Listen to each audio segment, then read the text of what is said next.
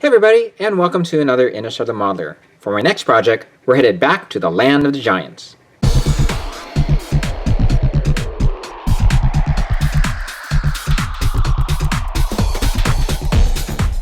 Alright, this is a model of a ship called a Spindrift. It's from a 1960s TV show called Land of the Giants. If you're not familiar with the show, it was produced by a gentleman named Irwin Allen, who also is famous for Voyage to the Bottom of the Sea and Lost in Space.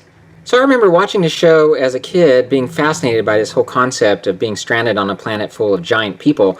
And that is what the show is about, is a group of people that crash land on a planet. They get sucked through some sort of space distortion or vortex and end up on a planet that's populated by people who are much larger than they are. And here we now have the back panel of the box showing you what comes inside the kit. Some basic instructions, which you can see it's pretty straightforward to put together, as well as a decal placement there on the right hand side. The ship is called, again, the Spindrift. It was a suborbital transport. However, I can imagine it's probably a very expensive way to get around. There was only room for like 4 passengers inside the ship. So there was a model available of this ship from Aurora, and that model was re-released on the market a few times, the last of which was several years ago. This is a different kit. It's smaller in scale, but there are features on this model kit that look a bit more accurate than the Aurora kit, and I'll point those out here in a second. Now, I'm not sure what scale this is, but if it's the same scale as the miniature flying sub, knowing that the Seaview model from Polar Lights was a 1/350 scale, then we can assume that this is a 1/350 scale representation of the Spindrift. Alright, so here we now have my model of the Spindrift here from the Polar Lights release. And this is a duplicate of the Aurora model that was available many years ago. Really nothing different about it. It's exactly as I remember it. At the time that I built this, however, there was a decal sheet that was available from a gentleman named Jim James, and I purchased it from StarshipModeler.com, which is a great website, by the way. And that helped out a lot because, as you can see, there are these markings on the hull that are difficult to paint, so the decal sheet made that easy. We've got the insignia for the ship, and what was nice is it included this little grid here that fits underneath the dome. Otherwise it would have just been clear, you'd be able to look right through. And as I saw or have seen pictures of the studio miniature, the miniature did have something like that under the dome.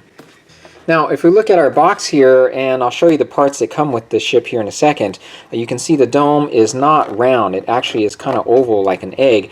And again, looking at pictures from the original miniature, that's what it was supposed to look like. The Aurora kit essentially came with a round dome. Also, if we look at the front section of the ship, there's this protrusion here, which just looks like a peg. And again, referring here to our Moebius model, you can see it has this little round ball at the end.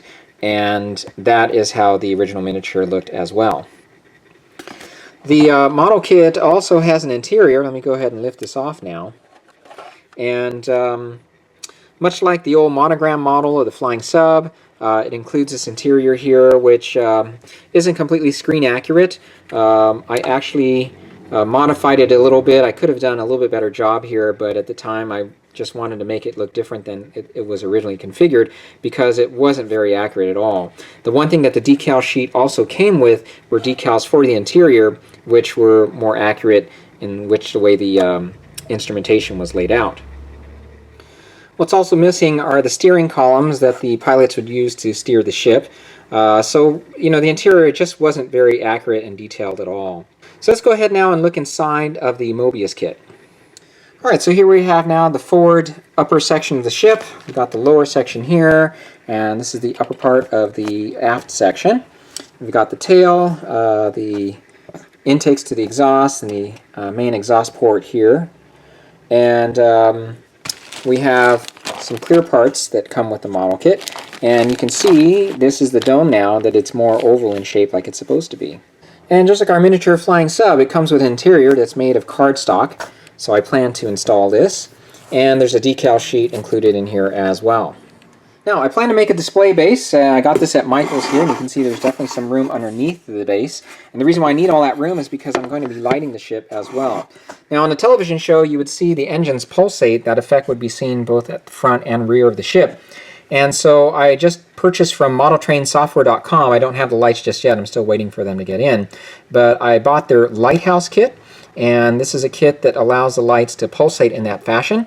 It's available in a red, with a red LED, which is how you saw it on a television show as well. The interior is going to have some lighting. I'm going to use SMD chip size lights for that.